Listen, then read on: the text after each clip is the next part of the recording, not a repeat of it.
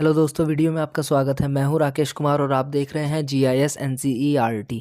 दोस्तों, आज हम हल करने वाले हैं कक्षा 8 के गणित विषय की प्रश्नावली 10.3 को। बाकी इससे पहले वीडियो में मैंने इस प्रश्नावली का परिचय बताया था। अगर आपने अभी तक वह वीडियो नहीं देखी है तो ऊपर आई बटन पर आपको उस वीडियो का लिंक मिल जाएगा। आप लिंक पर क्लिक करके उस वीडियो को देख सकते हैं। ठीक है, तो चलिए फिलहाल आज की वीडियो को शुरू करते हैं। ये देखिए, ये है प्रश्नावली का पहला क्वेश्चन और इसमें कहा गया है, क्या किसी बहुफलक के फलक नीचे दिए अनुसार हो सकते हैं। मतलब कोई हमारे पास बहुफलक है तो क्या उसके फलक इस प्रकार के हो सकते हैं। इसमें पॉइंट फर्स्ट है, तीन त्रिभुज, यानी कि तीन त्रिभुज से क्या कोई बहुफलक बनाया जा सकता है। तो इसका उत्तर है नहीं, किसी बहुफलक के तीन त्रिभुज फलक नहीं हो सकते हैं।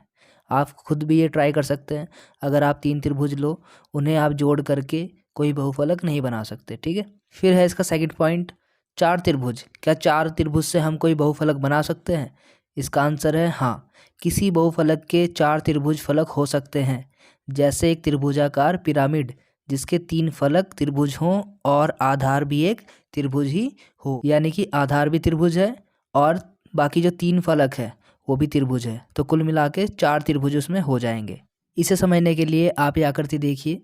इस आकृति का नाम है त्रिभुजाकार पिरामिड। यहाँ पर आप देख सकते हैं चार त्रिभुज है इसके अंदर। पहला त्रिभुज तो हो गया इसका बेस, ये वाला पूरा। ठीक है, इस त्रिभुज पर बाकी तीन त्रिभुज और खड़े हैं। एक त्रिभुज तो ये रहा, एक ये रहा दो, और एक ये रहा तीन। तो ये है तीन त्रिभुज ऊपर, और जिस पर ये खड़े हैं यानी कि इनका जो बेस है वो भी एक त्रिभुजाकार फलक है। ठीक है, तो इस प्रकार से हम कह सकते हैं कि चार त्रिभुज को मिला करके एक बहुफलक बनाया जा सकता है जिसका नाम है त्रिभुजाकार पिरामिड। ठीक है, अब देखिए इसका थर्ड पॉइंट है। इसमें कहा है एक वर्ग और चार त्रिभुज, क्या एक वर्ग और चार त्रिभुज को लेकर के कोई बहुफलक बनाया जा सकता है। तो इसका उत्तर है हाँ। ठीक है, इस बहुफलक का नाम है त्रिभुजाकार पिरामिड, लेकिन इसमें जो बेस है वो एक क्या है, वर्ग है। आधार जो होगा इसमें वर्ग होगा, बाकी चारों जो फलक होंगे वो चार त्रिभुज होंगे। ठीक है, इसे समझने के लिए आप ये आकृति देखिए, ये एक पिरामिड की आकृति है। ठीक है, इसको आप त्रिभुजाकार पिरामिड भी कह सकते हैं, लेकिन इसका जो बेस है वो स्क्वायर वाला बेस है, स्क्वायर बना हुआ है नीचे। ठीक है, और बाकी जो इसमें चार साइड है आप देख सकते हैं, ट्राइंगल वाली साइड है। ठीक है, चार साइड इसमें ट्राइंगल की है। तो इसमें तीन तो है त्रिभुजाकार फलक और एक है इसके अंदर वर्गाकार फलक। तो इस प्रकार की आकृति है ये, जैसा क्वेश्चन में कहा गया है। तो ये बनाना संभव है। अब देखिए, ये है क्वेश्चन नंबर 2, क्या ऐसा बहुफलक संभव है जिसके फलकों की संख्या कोई भी संख्या हो। संकेत एक पिरामिड के बारे में सोचिए। क्वेश्चन में कहा गया है कि क्या एक ऐसा बहुफलक संभव है जिसमें कितने भी फलक हो सकते हैं। तो इसका उत्तर है हाँ, यह तब संभव है जब फलकों की संख्या चार या चार से अधिक हो। चार या चार से अधिक होनी चाहिए, चार से कम नहीं होनी चाहिए। ठीक है, मतलब तीन नहीं हो सकती, तीन से ऊपर फिर कितनी भी आप फलक उसमें डाल सकते हो और एक बहुफलक बना सकते हो। ठीक है, अब देखते हैं इसका क्वेश्चन नंबर 3। अब देखिए, यह है प्रश्नावली का तीसरा क्वेश्चन। इसमें पूछ लिया है कि निम्नलिखित में से कौन कौन प्रिज्म है। यहाँ पर हमें चार आकृति दी गई है, इनमें से हमें बताना है कौन कौन एक प्रिज्म है। तो यहाँ पर जो आंसर है वो है सेकंड वाला सही है, ये एक प्रिज्म की आकृति है, और फोर्थ वाला सही है, ये भी एक प्रिज्म की आकृति है। प्रिज्म क्या होता है, ये कैसा होता है, कैसे बनता है, ये मैंने बताया था इस प्रश्नावली के परिचय में। तो उस परिचय को आप देख लेना। ठीक है, तो आपको समझ में आ जाएगा। तो प्रिज्म बनने के लिए मैंने बताया था जो कंडीशन होती है इस प्रकार की होती है कि जो आधार है और उसका सिरा है दोनों ये सर्वांग सम होने चाहिए, बिल्कुल एक जैसे। ठीक है, और ये कोई बहुफलक होना चाहिए। ठीक, जैसे कि आयत वगैरह या वर्ग ऐसे। और इसमें जो साइड होंगी इसकी वे भी सारी क्या होनी चाहिए, बहुफलक होने चाहिए, लेकिन समांतर, एक दूसरे के समांतर होने चाहिए। ऐसे ही इसमें भी वही चीज़ आप देख पाओगे, दोनों आपको लगभग लगभग चीज़ें आपको इसके अंदर समान मिल रही है। ठीक है, इसमें आप देखोगे इसमें लंबे लंबे आयत बने हुए हैं, यहाँ पर वर्ग जुड़ जुड़ के ये प्रिज्म बना है। ठीक है, और इधर आयत जुड़ जुड़ कर प्रिज्म बना है।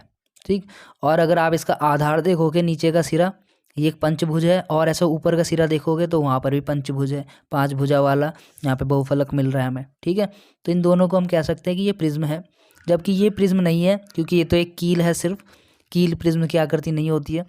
फिर ये है कागज़ों पर रखने वाला भार, ये एक पिरामिड है, इसलिए ये भी एक प्रिज्म नहीं है। ठीक है, तो यहाँ पर ये दो जो आकृति हैं ये प्रिज्म है। ठीक है, अब देखिए ये है क्वेश्चन नंबर 4 का पहला पॉइंट। इसमें पूछा गया है कि प्रिज्म और बेलन किस प्रकार एक जैसे हैं। ठीक है, तो प्रिज्म और बेलन एक जैसे किस प्रकार से है वो हमें बताना है। तो चलिए इसका आंसर देखते हैं। ये देखिए फर्स्ट पॉइंट का आंसर है।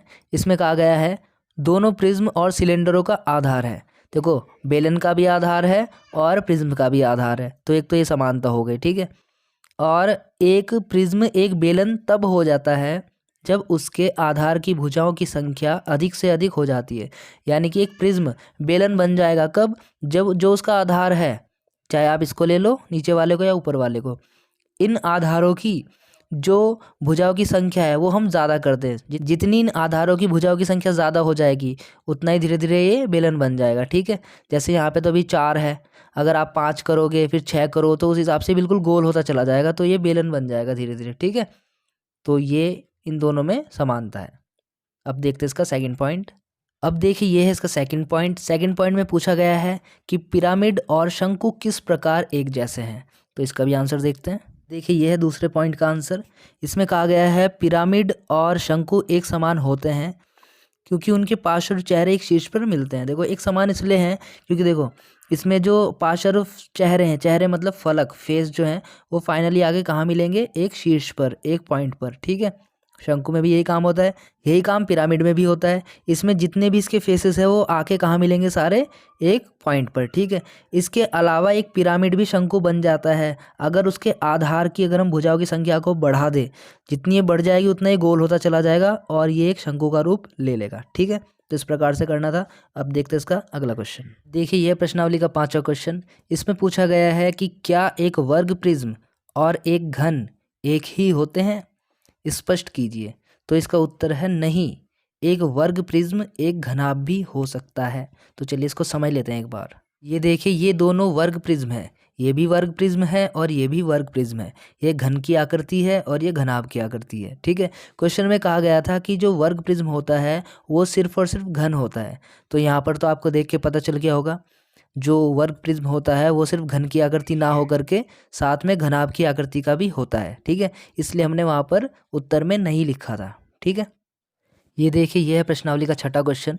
इसमें कहा गया है इन ठोसों के लिए ऑयलर सूत्र का सत्यापन कीजिए। यहाँ पर हमें 2 ठोस दिए गए हैं और हमें इनके लिए ऑयलर सूत्र का सत्यापन करना है, उसको प्रूव करके दिखाना है। अब ऑयलर का सूत्र क्या होता है, मैंने आपको बताया था। ऑयलर का सूत्र होता है F+V - E = 2। ये ऑयलर का सूत्र है, जहाँ पर F का मतलब है फेस यानी कि फलक, V का मतलब है वर्टेक्स यानी कि शीर्ष, E का मतलब है एज यानी कि किनारे। तो ये फॉर्मूला है। इस फॉर्मूले में हम क्या करेंगे, इस आकृति में से या इस ठोस में से F की वैल्यू, V की वैल्यू और E की वैल्यू देखेंगे, फिर इस फॉर्मूले में रखेंगे और फिर देखेंगे कि ये LHS और RHS इक्वल आ रही है या नहीं आ रही है। और अगर ये दोनों साइड इक्वल नहीं आ रही है तो सूत्र सत्यापित नहीं है, और अगर ये दोनों इक्वल आ गए ये वैल्यू रखने पर तो ये सूत्र सत्यापित हो जाएगा। ठीक है, तो इस प्रकार से करना है। अब देखते हैं इसका पहला पॉइंट। फर्स्ट पॉइंट में सबसे पहले हमें क्या देखना है, फेस देखना है। फेस ढूंढना बहुत ही आसान है। आप यहाँ पे देख सकते हैं, एक ये रहा ऊपर, ऐसे ही एक नीचे होगा, 2 तो ये हो गए, बाकी साइड में यहाँ पर 5 फेस आपको और मिल जाएंगे। 3 सामने हैं, 2 पीछे की साइड छुपे हुए हैं, तो 5 और 2 7 फेस हैं यहाँ पर। ठीक है, अब इसमें आप वर्टेक्स देखिए यानी कि शीर्ष, कोने। तो कोने आप बहुत ही आसानी से देख सकते हैं। 5 कोने आपको ऊपर देखने के लिए मिल जाएंगे और 5 कोने नीचे देखने के लिए मिल जाएंगे, तो कुल मिला के 10 कोने हो गए। अब हम बात करते हैं एज की। एज कितने, यानी कि इसमें जो कोर हैं या किनारे कितने हैं। तो किनारे ढूंढना ही बहुत आसान है। 5 तो देखो ऊपर मिल जाएंगे आपको किनारे, 1 2 3 4 5, ऐसे ही 5 नीचे मिलेंगे। तो 5 और 5 10 तो यही हो गए, और बाकी आपके मिल जाएंगे 5 ये साइड में। तो 5 और 5 10 5 15, तो 15 इसमें एज हो गई। ठीक है, बस अब इसमें हमें ऑयलर का सूत्र लगा देना है और ये वैल्यू इसमें पुट कर देनी है, रख देनी है, और देखना है LHS = RHS आ रहा है कि नहीं आ रहा है। आ जाएगा तो सूत्र सत्यापित हमारा हो जाएगा। ठीक है, तो चलिए अब देखते हैं। ये देखिए ये इसका आंसर है। अब इसमें देखिए फलक 7 दिया हुआ था, शीर्ष जो है 10 दिया हुआ है, किनारे जो है 15 दिया हुआ है। ठीक है, अब हम इसमें लिखेंगे ऑयलर सूत्र से, ऑयलर सूत्र से। ऑयलर का सूत्र मैंने आपको बताया था, F प्लस वी माइनस ई बराबर 2। F की वैल्यू कितनी है 7, प्लस V की वैल्यू कितनी है 10, माइनस E की वैल्यू कितनी है 15, बराबर 2 ऐसे रहेगा।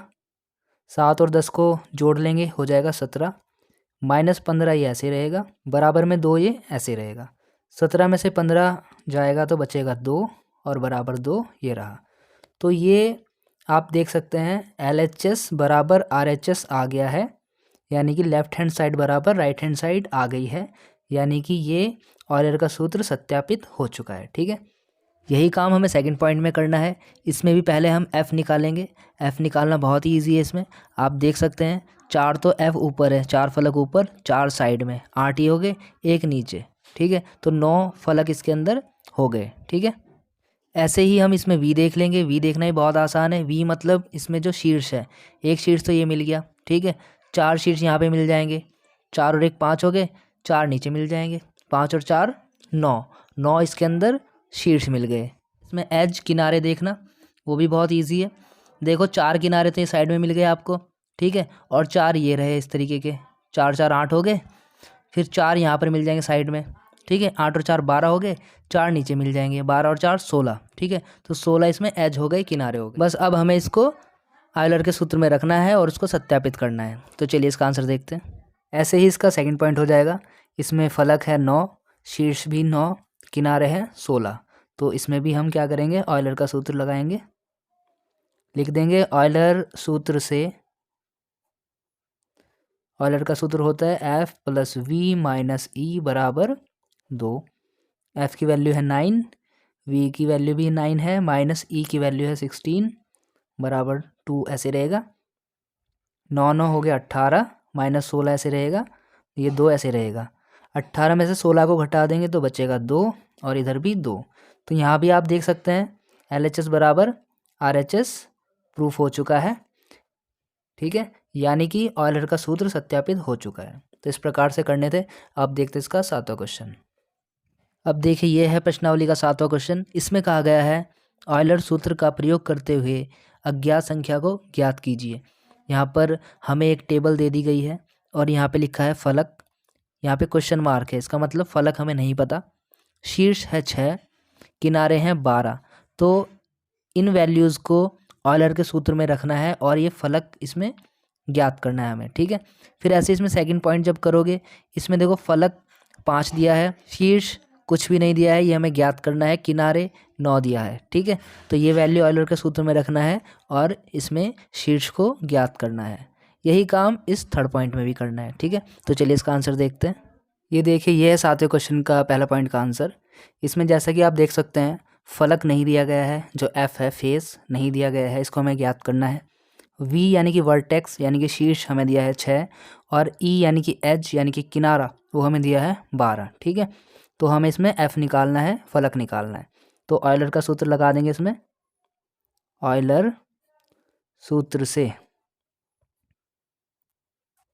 ठीक है, सूत्र लगा रहे हैं। सूत्र क्या होता है F प्लस वी माइनस ई बराबर 2। ठीक है, F हमें नहीं मालूम तो F को ऐसे लिखना है आपको, प्लस V 6 दिया गया है तो V की जगह 6 लिख देंगे, माइनस E 12 दिया गया है तो E की जगह 12 लिख देंगे, बराबर ये 2 ऐसे रहेगा। ठीक है, फिर यहाँ पर देखिए 6 है प्लस का और 12 है माइनस का, तो माइनस के 12 में से 6 जाएगा तो बचेगा माइनस का 6। ठीक, बराबर 2 ऐसे रहेगा।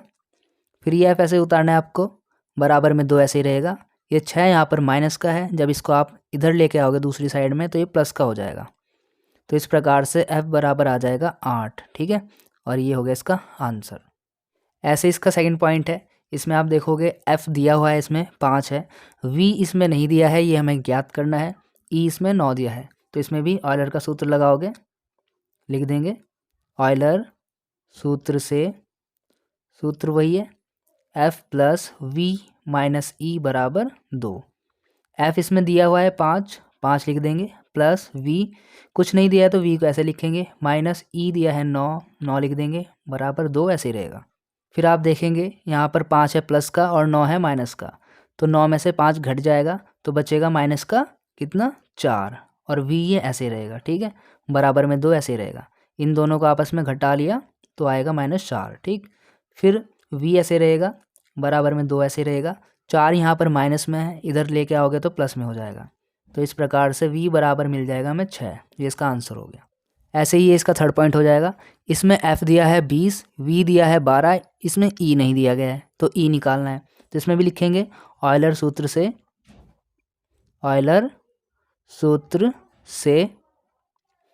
f प्लस v माइनस ई बराबर 2, ये ऑयलर का सूत्र है। इसमें वैल्यू रख लेंगे। f दिया हुआ है 20 यहाँ पर, प्लस v दिया है 12 यहाँ पर, माइनस ई यहाँ पे कुछ नहीं है तो इसको ऐसे लिखा रहने देंगे, बराबर 2 ऐसे रहेगा, ठीक है। फिर आप देखोगे यहाँ पर 20 प्लस का है, 12 भी प्लस का है, तो दोनों ऐड हो जाएंगे, हो जाएगा प्लस का 32 और माइनस ई ऐसे रहेगा और बराबर में 2 ये ऐसे ही रहेगा, ठीक है। अब हम क्या करेंगे, माइनस ई तो ऐसे रहेगा, देखो ये 2 भी ऐसे ही है, ये 32 यहाँ पर प्लस में है, इधर लेके आओगे इसको तो ये माइनस में हो जाएगा, ठीक है। माइनस ई फिर से ऐसे लिखना है आपको, -32 और ये 2 इनको आपस में सॉल्व करोगे आप, 32 में से 2 जाएगा तो बचेगा -30, ठीक है। फिर क्या करना है, ये माइनस से माइनस कैंसिल हो जाएगा, ई ऐसे रहेगा और बराबर में 30 आ जाएगा आपका आंसर, ठीक है। तो इस प्रकार से करना था, बहुत ईजी क्वेश्चन है। अब देखते हैं इसका 8वां क्वेश्चन। अब देखिए यह है प्रश्नावली का 8वां क्वेश्चन और ये इस प्रश्नावली का आखिरी क्वेश्चन भी है। इसके बाद ये प्रश्नावली और ये चैप्टर हमारा कंप्लीट हो जाएगा, ठीक है। इसमें पूछा गया है कि क्या किसी बहुफलक के 10 फलक 20 किनारे और 15 शीर्ष हो सकते हैं, ये इसमें पूछा गया है। तो ये बात हम बता सकते हैं ऑयलर का सूत्र का उपयोग करके। इसमें हम ऑयलर का सूत्र लगाएंगे, ऑयलर के सूत्र में हम ये वैल्यू पुट कर देंगे। इन वैल्यू को रखने के बाद अगर ऑयलर का सूत्र हमारा सत्यापित होता है तो ये बात सही है, और अगर वह सत्यापित नहीं होता है, प्रूफ नहीं होता है, तो ये बात गलत हो जाएगी, ठीक है। तो चलिए इसका आंसर देखते हैं। अब देखिए ये है 8वें क्वेश्चन का आंसर। इसमें f दिया है 10, ई दिया है 20 और v दिया है 15। तो हम देखेंगे कि क्या इस प्रकार का बहुफलक बनाया जा सकता है। तो ये तभी संभव हो पाएगा अगर ये वैल्यू ऑयलर के सूत्र को संतुष्ट करे से या सत्यापित करे, ठीक है। तो ये वैल्यूज हम ऑयलर के सूत्र में रख के देखेंगे। तो सबसे पहले लिखेंगे ऑयलर सूत्र से, ये हमने लिख दिया है। ऑयलर का सूत्र लिख लेंगे f प्लस वी माइनस ई बराबर 2। इसमें हमने वैल्यू रख दी है, f है यहाँ पर 10, v है यहाँ पर 15 और e है 20। ये हमने वैल्यू रख दी है, बराबर में रहेगा 2 ऐसे का ऐसे ही। अब आप देख सकते हैं यह है 10 और यह है 15, दोनों ही प्लस के हैं तो ऐड हो जाएंगे, आ जाएगा 25 और -20 ऐसे रहेगा, बराबर में 2 ऐसे रहेगा। फिर यहाँ पर 25 में से 20 घटा देंगे तो बचेगा 5 और इधर बराबर में 2 ऐसे रहेगा। आप देख सकते हैं ये दोनों इक्वल नहीं है, इक्वल नॉट का हम यहाँ पे निशान लगा देंगे और लिख देंगे LHS इक्वल नॉट RHS, यानी कि LHS बराबर RHS नहीं है, यानी कि ये वैल्यू इस ऑयलर के सूत्र को सत्यापित नहीं करते हैं या सेटिस्फाई नहीं करते या संतुष्ट नहीं करते हैं। तो हम लिख सकते हैं अतः किसी बहुफलक के 10 फलक 20 किनारे और 15 शीर्ष नहीं हो सकते हैं, ठीक है। तो इस प्रकार से क्वेश्चन आपका कंप्लीट हो गया है, ये पूरी प्रश्नावली और ये चैप्टर पूरा कंप्लीट हो गया है, ठीक है दोस्तों। तो आज की वीडियो में बस इतना ही। वीडियो अच्छी लगी तो वीडियो को लाइक कर देना, अपने दोस्तों में शेयर करना, कमेंट करके बताना आपको वीडियो कैसी लगी, और अगर आप इस चैनल पर नए हो तो चैनल को सब्सक्राइब करना मत भूलना, क्योंकि मैं आगे और भी ऐसी एजुकेशनल वीडियो आप सभी के लिए लेकर आता रहता हूँ, ठीक है। तो मिलता है आपसे अगली वीडियो में, तब तक के लिए bye, take care, thanks for watching.